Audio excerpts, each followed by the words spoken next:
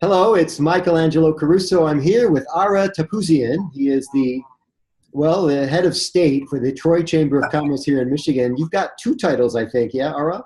Yeah, president and chief executive officer. What's the difference? President has got more letters than CEO. It's It's harder to it's spell. it's more of a legal thing. It's in the bylaws written that way that I'm both president and CEO. To me, there's no difference. Well, I think what's impressed most people about you during your tenure with Troy Chamber is the Chamber is growing by leaps and bounds. We are so happy with the quality of the events. And I'm pleased to be involved with you with so many things in the community. I can't say enough about the Chamber. I was hoping you could talk to us a little bit today about how you create raving fans at the Troy Chamber of Commerce. Yeah. Before we lit up the lines today, you were talking about three areas in particular that you guys keep an eye on. Can you go over those for us? Yeah, really, it's the business attraction, so the membership, the increase of numbers, the retention of members, and then really the programming and the events that we do. Those are really, I think, the three areas that helps create those fans, if you will. Sure. A lot of chambers struggle with this basic stuff because, I think it's incumbent upon chambers to create value for their membership. Right. It seems like an easy thing to do, but it's almost like mind reading, right? Trying to guess when they want to have an event, where they want to have it, what theme they want to have, price points. You have to know a little bit about marketing to pull this off, yeah? Well, it's a lot of things that all come together. So number one, Troy is a very unique community. And so that allows us to be extra creative.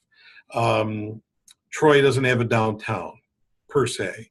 Yeah. And so your stereotype of a chamber includes doing a lot of retail events or festivals or parades and that type of thing. And that's not something that we do. So it allows us to offer programming that's somewhat specific for our members. My background is economic development.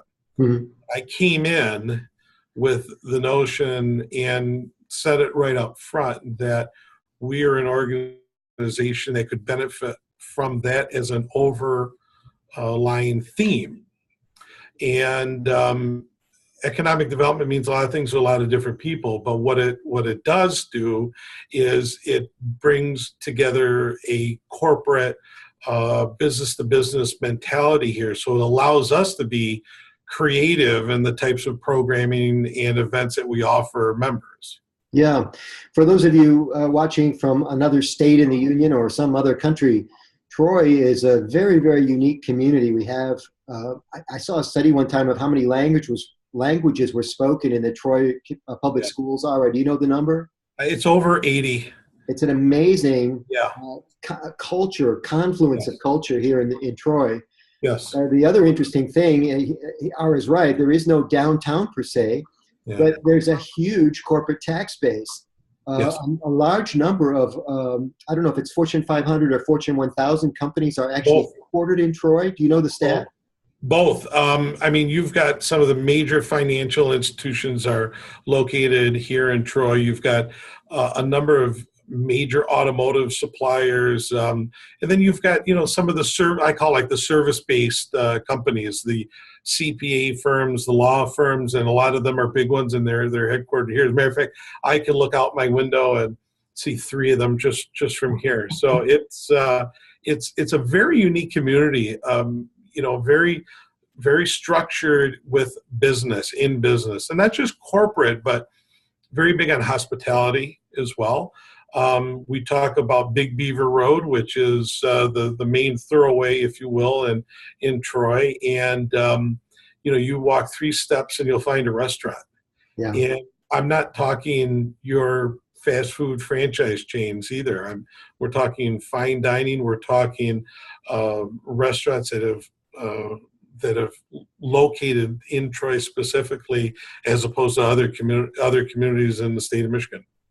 You raise an interesting point. If we have that level of standard for restaurants and schools, Yes, Is it possible that business people and chamber members expect a higher standard of service from their Chamber of Commerce? they do. How does that play into programming and how you find your own talent for your staff? Yeah. Well, those are two great questions, and they're two separate answers, certainly. The first being, the organization is not mine. It's my members. I'm here to serve them.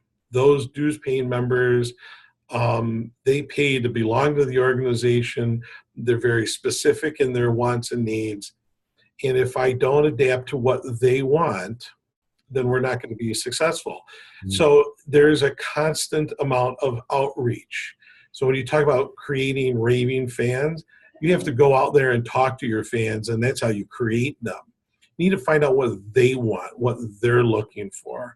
It makes no sense for me to say, let's have a carnival in town that the chamber is going to throw if 90% of my membership doesn't want it. Yeah. And that's the certainly the devil's in the details. And what creates a phenomenal staff that I have, I'm very fortunate. I've got a very good team here. There's 5 of us that operate. Everybody gets along. We have fun doing it at the same time. We have each other's backs too. So it's really, I'm here to make sure that my team does well. And so whatever I can give to them to help them do their job better, that's what I want to do. Look, we're not discovering the next cure for a bad disease, or we're not going to develop new technology here. We're a people-oriented business. So talking all day long, talking to our members, talking to potential members. I mean, that's what we do, and we're all in sync with that. And we have a good time doing it. We have fun at the same time. It's not a rigid atmosphere, at least I don't think. And I think that's what creates a good team. Without that team, we couldn't do what we do. I can tell you have fun, and it's so important, not only with chambers, but with businesses, that if the company's having fun, then it trickles down, right, to in your case, the membership. In the business's case, it's to customers. Yeah, they see it, and they tell us, and they tell me all the time. I mean, they're, members are not shy in what they want to tell us, and more often than not, I get a lot of compliments from the team, which is, I think it means I'm doing a good job. I attended your holiday party last December, and I was blown away at how organized and the good spirit in the room. You had a lot of people there at this luncheon. You remember the attendance? Yeah, it was close to 400 people. Yeah. We've grown that. That's about 75-80% of our members are there. Yeah. We've got close to 670 members now, which it's slowly growing. We've taken a lot of effort in working that, and we use a lot of creative means for prospecting for members. We don't do what maybe different chambers have done in the past. A lot of chambers will do membership drives. Right.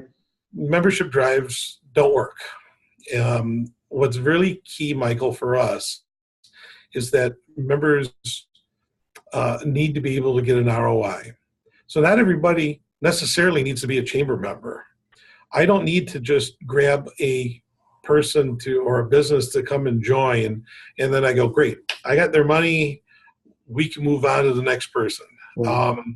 If it's not a good fit for them, we'll be the first ones to say this is not a good fit for you. Yeah. It doesn't mean you have to come to every event. It doesn't mean you have to take advantage of 100% of the services that the chamber has. But if a company doesn't have the time, or they don't have the person power to dedicate to any of it, it may not be a good fit for them. And then, yes, we're a nonprofit, but we're also, we have to operate with business principles. And it doesn't make sense for us to go out and find somebody that in 11 months is not going to renew. No. It's the old sales model, right? I mean, you're going to spend more time and more money bringing in new people, and you're just never going to grow that way. One of the things I liked about the event at Christmas time was it was so communal. It was the perfect time to feel like a part of a community. Oh, yeah. And 400 people in the room, everybody's having a good time. You did a very interesting juggling act, and you were the MC that day, as I recall. You had or actually you were the host. You had an MC, right? A member of the media, and so the media was in the room, which is a Chamber's dream. Yep. And then he balanced 3 or 4 panelists who were well known in the community, who all had some interesting story to tell. And you could hear a pin drop in between the laughter while this guy was working the room. It was a very unique event. And as a professional speaker, I can tell you this is not an easy thing to pull off. No, and you had in that particular event for your audience that may be watching this, we themed this with Michigan branded companies. So well known within Detroit and Michigan. We've done this theme now. That was our third time of doing it. We'll do it again. December, the holidays, it's always a good time of year to do something like this. And it really gets the interest of people to attend. They want to hear how these companies have grown and what they did, to get there. And at the same time, you have to have fun doing it. You can't take yourself all too seriously.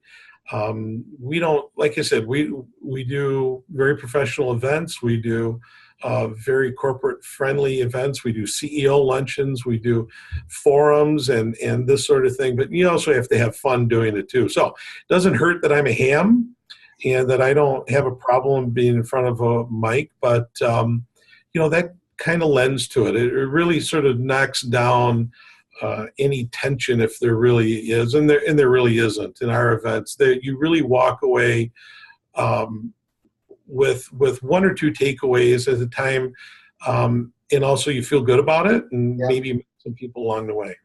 This ham quality that you speak of, first of all, we're kindred spirits. We're both I'm a former musician. I don't know if you still play.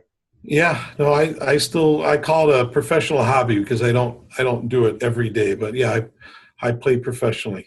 So to have that stripe means that you appreciate good performance, and I do think there's a really serious entertainment factor in event planning and chamber activities. Yeah, find that performance part of your brain kicks in once in a while when you're reviewing an event itinerary or an event schedule. Oh yeah, I mean, if you can make people laugh a little bit, it doesn't have to. It's not a comedy. It's not a stand-up event. But if you can interject a bit of comedy, a bit of humor in it, people enjoy that. They feel comfortable with it. What I get a kick out of is so over the years when I've done that, I think I've made some folks feel that much more comfortable. Yeah. And they've in turn, if they get up there on the mic too, either after me or before me, they take a shot at me too a little bit, which is good. I can dish it out and take it, but people feel comfortable and they like that. I mean, we're not going through tax codes, and demonstrating mathematical theories and science. I mean, we're helping businesses grow their own business. And I like to say that we create the access that allows them the opportunity, to grow. That's not our mission statement per se. It's something I've subscribed to over the years here. And again, it's what our members want. And I think what's important to note is what works for us doesn't necessarily work for the chamber next door or 100 miles away. Everybody has their own. There really isn't 2 chambers that are alike, and sometimes that's the problem. We'll get the, I get the standard questions of, are you connected to local government? No. Do you do fairs and festivals and that kind of thing? No. And then the big fun question I always get is, oh, that's nice. So what do you do for a living? It's a full-time job. Wonderful. Trust me. Yeah. It is here. Everybody here is full-time. So there's a lot of work that goes into it. We're doing over 70 events a year. Wow. Different events. Wow. So we try to, and that's 5 of us pretty much doing that, executing that. We've got volunteers and board members and so forth that greatly help us, but 70 events is a lot to pull off. There's a formula out there somewhere that says an average event takes, a 1 hour event takes 20 hours to prepare. Yeah, I believe it. That's a lot of hours, man. It's a low number, I'm thinking. Yeah, right. Let's talk about other chambers because we are in a very interesting community here. We're not too far from a place called Detroit, Michigan, which is back from the dead, baby. What impact is the resurgence of Detroit, which I've called the greatest urban renewal success story in the history of civilization, and we're not done yet. It's got to be impacting surrounding communities like Troy. Do you notice in your work with the chamber? I think it only helps us. Troy is situated maybe about 15 minutes from downtown Detroit, all because of the I-75 freeway. Yeah. Does it hurt us? Absolutely not. I think that with, I have said this before as a economic developer, if Detroit goes, so does the rest of the region. And therefore, I think it's important that Detroit flourishes. Again, every community has got some different offerings. We have, for example, a hospitality committee that meets every other month.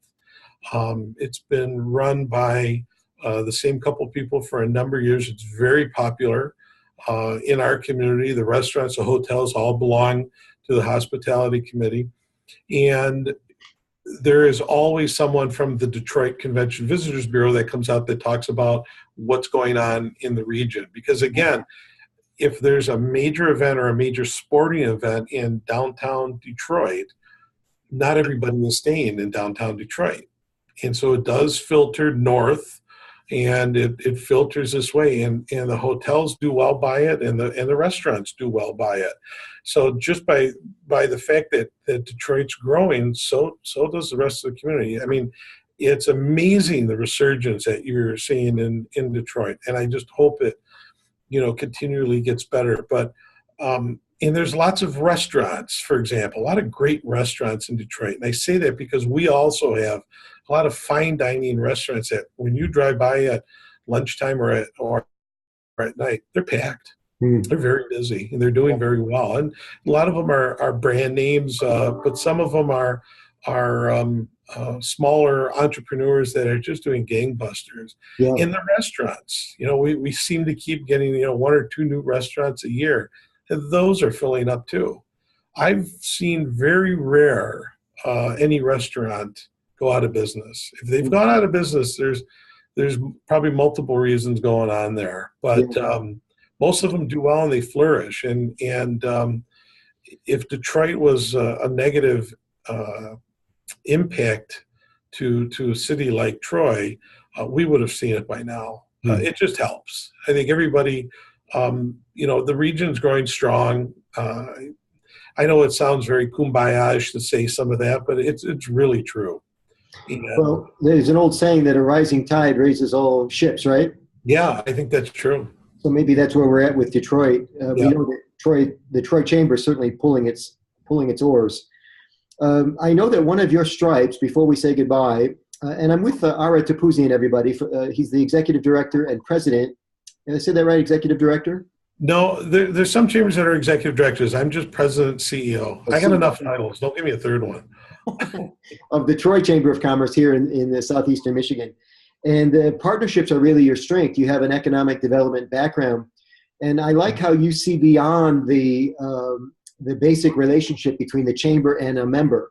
And you look at making, I think Malcolm Gladwell called them in his book, Tipping Point, he called them connectors. You're really a connector. You bring people together, and then good things happen from those connections. Is that true? Oh, absolutely. wherever I go, my Rolodex is going with me. Very And I good. think that that's, that's very important for everybody to have. Yeah. I tell my members all the time, just, using social media, link in with me. If I can help connect the dots to somebody else that I know, I'm more than happy to do it. When we meet with new members or we're doing, retention visits, we're telling them the same thing. Who is it you're looking to meet? Who are you looking to get in front of?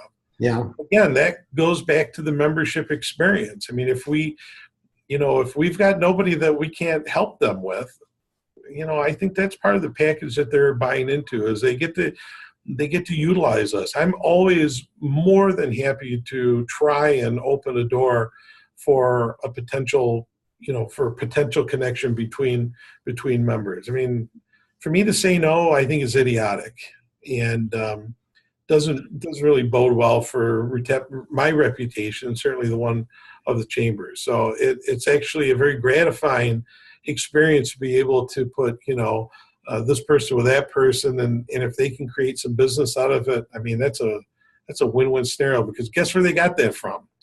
They got that from the Troy Chamber. That's right. That's something that they're going to remember. You bet. Well, I'm proud to be a part of your Rolodex. Tell everybody, Ara, where they can learn more about the Troy Chamber online. Yeah, definitely. Our website is troychamber.com.